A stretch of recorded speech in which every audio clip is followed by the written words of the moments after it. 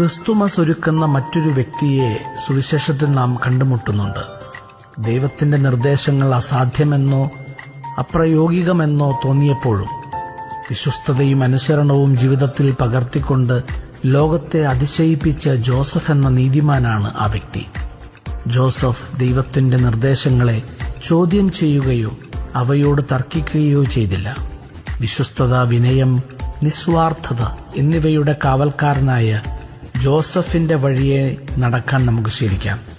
ശാന്തമായ തിരശ്ശീലയ്ക്ക് പിന്നിലെ സേവനത്തിന്റെ മൂല്യം എടുത്തു കാണിച്ച സുവിശേഷത്തിലെ ജോസഫിനെ ഈ ഒരുക്കകാലത്തിൽ ജീവിതത്തോട് ചേർത്ത് നിർത്തുന്നത് നമ്മുടെ ക്രിസ്തുമസ് കൂടുതൽ മനോഹരമാക്കും.